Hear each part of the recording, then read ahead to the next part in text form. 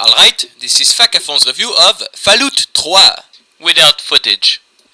Now, there's a lot of things to cover on this game, so we'll start with a complaint that I'd heard a lot, which is that it looks too much like Oblivion. Well, not to say it looks a lot, that it's like exactly the same, but let's talk about it. It may indeed suck a little bit that it's pretty much a clone of Oblivion, except that now you have guns and it's a post-nuclear world, but personally it doesn't make a problem for me. I think it's still good. I liked Oblivion, I like Fallout 3.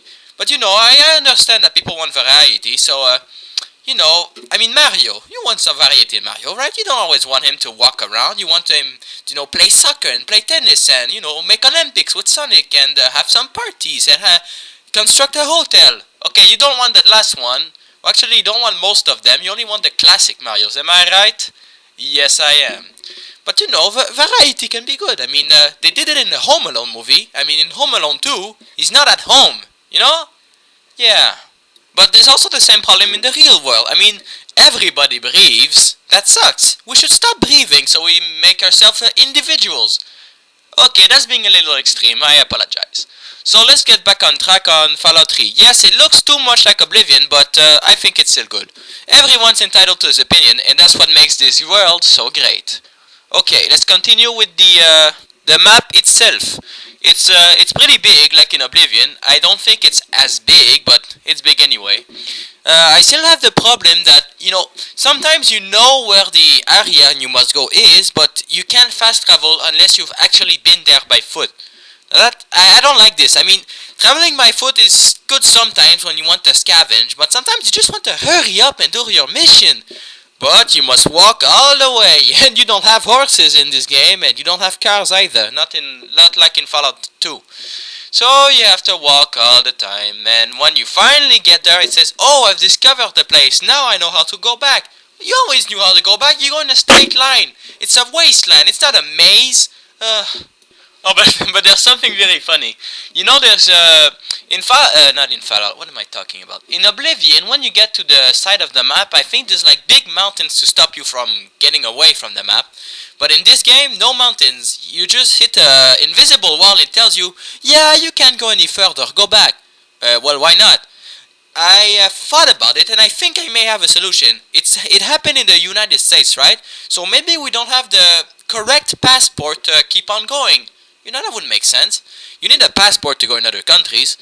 But thinking about it, it's just another state. Anyway, it doesn't really matter. What's funny is that you hit a blank wall and just says, yeah, go back. You don't want to go that way. Yeah, I don't want to escape from the wasteland. I just want to stay there. Why not? Okay, enough rambling. Let's talk about the main story. I might do a little spoiler, so if you want to play the game and don't want to hear what the story is about, close your ears. And your eyes. Okay, so basically you were born in the Vault 101 and, with your dad, your friends, and some idiots. And eventually your dad escapes and you're like, well, what the heck is going on? So you decide you decide by yourself pretty much that you should follow him and find him out. You say, why did you leave, man? Why did you leave? Why did you leave me, Pops? So you leave the vault, now without getting shot and hit at by like everything in sight. And when you're outside, you're like, holy shit, the outside world sucks. So you walk around, you find information about your daddy. He went to a lot of places. Eventually, you finally found him. Find. My English can be so bad sometimes. And sometimes, it's marvelous. Anyway, you search for your dad all the time, and, well, that's the story. If you don't want to look for your dad, do something else. So, story. You search for your dad, eventually you find him, and he says, yes, well, I left the vault because I never was born in the vault. I was born from the outside world, and I was a scientist working on a super project called the Purity Project, which he wanted to make the water in the wasteland drinkable again, because it's radiated and disgusting. It's brown. You don't want to swim in that. Sometimes you do, but it's disgusting. So anyway, you say, whatever your alignment is, your karma, you can be evil, good, neutral, it doesn't matter. Eventually, you're still gonna help your dad. Even if you say fuck off, you're like, okay, I'm gonna help you anyway. So this the story is pretty much linear. Every other quest you can do whatever the hell you want, but with your dad you must follow him and help him. But he's your dad. Even if you're evil, you love your dad, right? Well, not all the time, but I mean even good people hate their dads, right? Well, I'm getting sidetracked. Well, I did actually finish the game, but I know eventually your daddy dies, and I remember I saw it on the YouTube that apparently Bethesda, the company that did Fallout 3 and Oblivion, promised over, a lot of endings. Like, I think it was more than 100.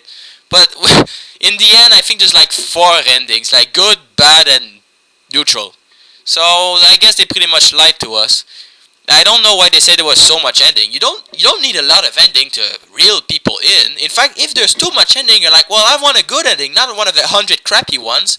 So reeling people with a lot of ending is not a good idea. Just put a few endings, like 3, and make it that every ending is fun to watch. In other games, I don't have an example in my head, but sometimes you finish the game the bad way, and it pretty much just sits on your head and says, yeah, well, you suck, the ending sucks. Oh yeah, Ogre Battle.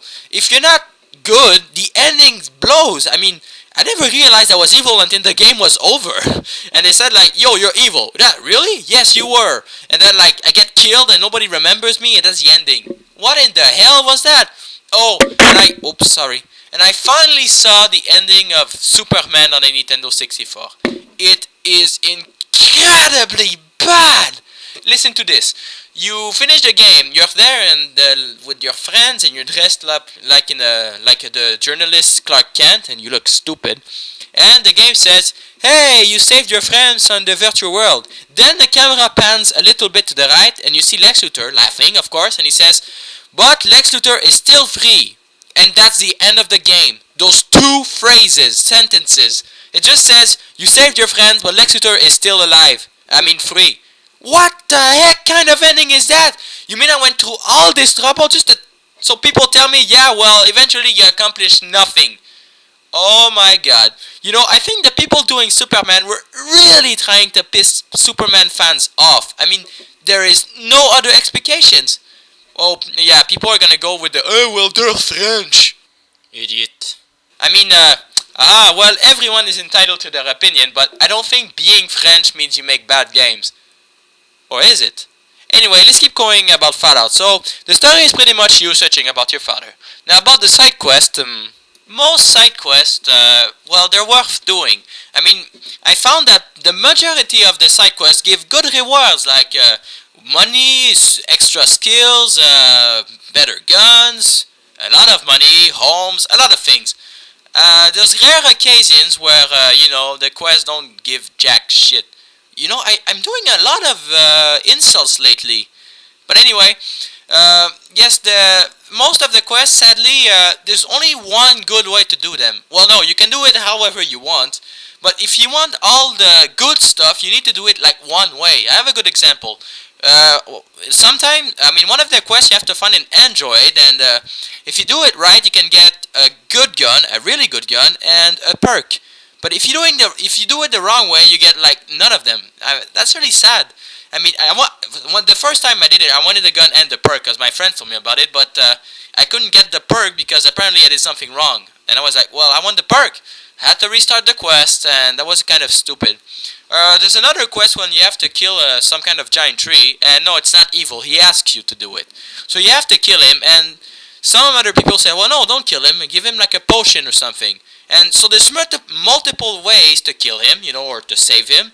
I think there's like 4 ways to do this quest, but only one of the ways will give you an extra perk. And that's stupid. I mean, the first time he said, yeah, kill me, so I took out a rocket launcher and killed him. But that wasn't good. I mean, he burned to the death, and I didn't get any skills. So I say, well, I'm going to restart. So one of the guys say, hey, give him this potion. I say, okay, I'm going to give him the potion. That should give me a perk, right? Well, no, it gave me a hug. I don't want a hug, I want a perk! So what I had to do, I had to go in caves, like, fight a couple of tough monsters, get to the end, and finally, when I kill him by, like, destroying his heart, he gives me the perk. I have to go through all this trouble just to get the perk? I mean, why just killing him doesn't give me the perk? I mean, I'm killing him anyway to get the perk. So, that's kind of stupid with the side quests.